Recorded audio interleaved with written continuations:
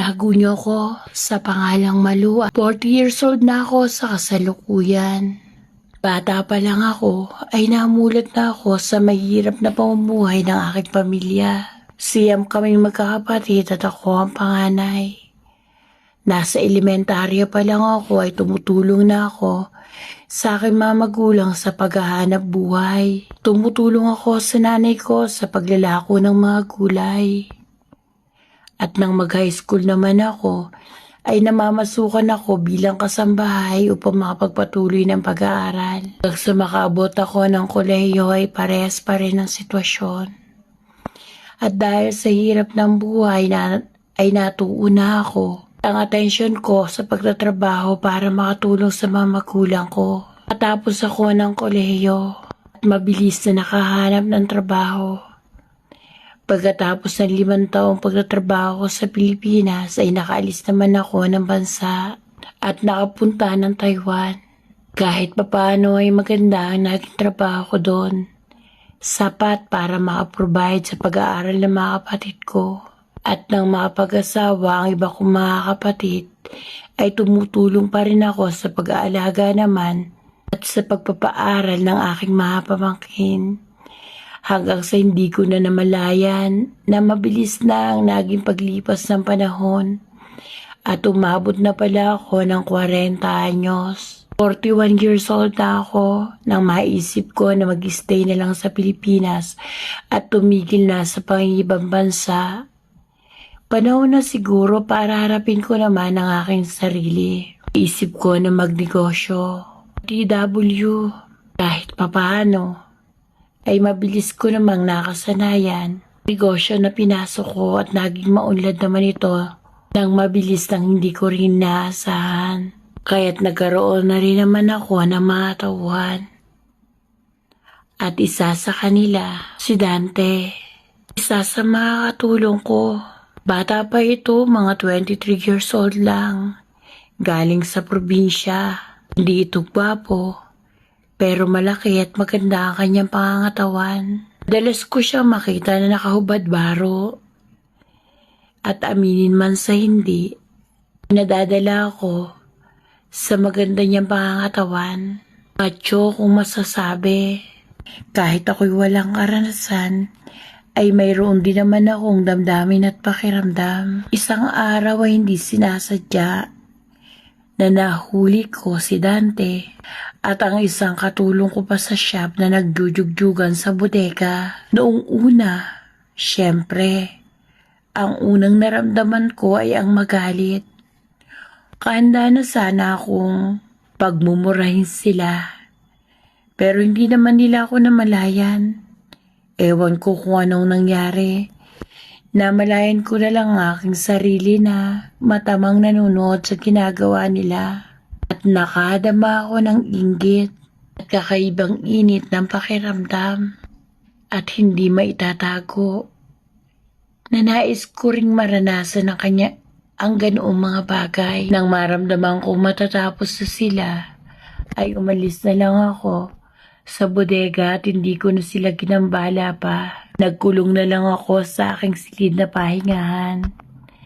May iba pa naman ako mga tauhan para mag-entertain ng mga customer. Hindi mawala sa isip ko ang nangyari kay Dante at sa isa ko pang tindera at ang mga tagpong ginagawa nila. Kinabukasan ay inalis ko ang tindera ko sa trabaho. Nabi ko sa kanya na nakita ko ang ginawa nila ni Dante. Pero si Dante ay naiwan at hindi ko naman ito pinaalis. Kasi alam ko na ang tindera ko ay may asawa. Samantalang si Dante ay binata at isang probinsyano. Pasalamat ito sa akin. Nasabihin ko sa kanya na nakita ko ang nangyari sa kanila. Ang sabi pa nito ay tinatanaw niyang utang na loob na hindi ko siya inalis sa trabaho. Mula nga nun, ay mas naging malapit sa akin si Dante. Parang naging personal ko na rin itong alalay. Siya ang madalas kong kasama at utusan. Kami ding dalawa ang madalas na maiwan sa tindahan. Hindi ko alam kung nararamdaman ni Dante. Pero alam ko sa sarili ko na unti-unti ako nagpapakita ng motibo sa kanya sa pagbibigay sa kanya ng ilang mga materyal na bagay. Madalas kasi na inaabutan ko siya ng pera o binibigyan ko ng mga damit na magaganda. Isinasama ko rin siyang madalas na kumain sa labas. Alam kong naiinggit na rin sa kanya ang iba kong mga tauhan. Pero anong pakialam nila? Lahat naman sila ay pinapasahod ko ng tama. Wala naman sigurong masama kung itrato ko si Dante ng iba sa kanila. Hanggang isang araw ay tuluyan na ring ako pa ang nag-open ng damdamin ko kay Dante. Sinabi ko sa kanya na nararamdaman ako. Hindi ko naman sinabing mahal ko siya.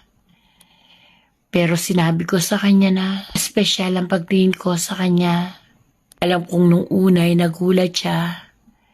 Pero sa pagdaan ng mga araw ay sinakyan na lang niya ang sitwasyon.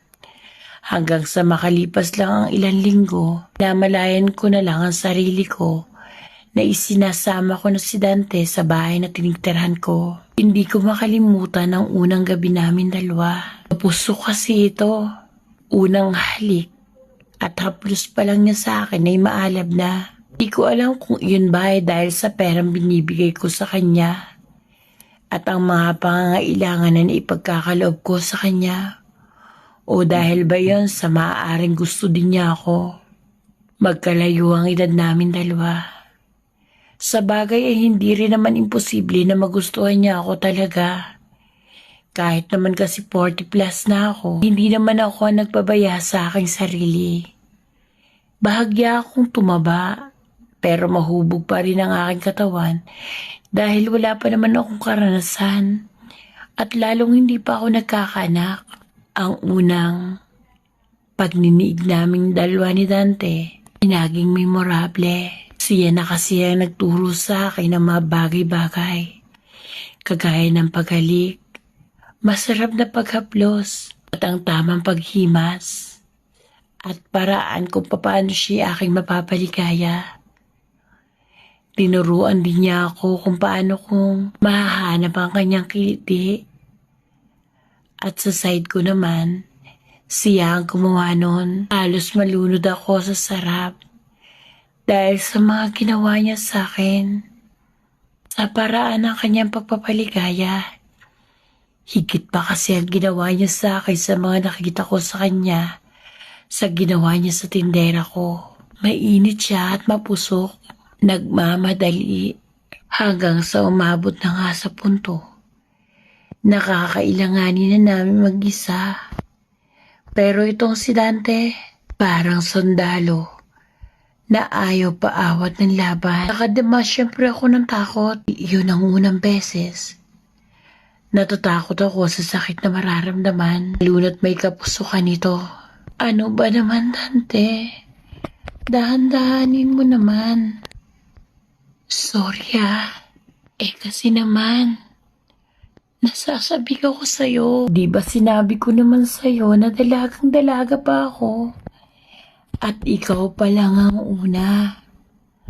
Ang sabi ko na lang sa kanya.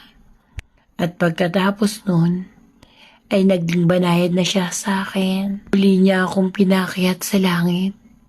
Sa sarili niyang paraan.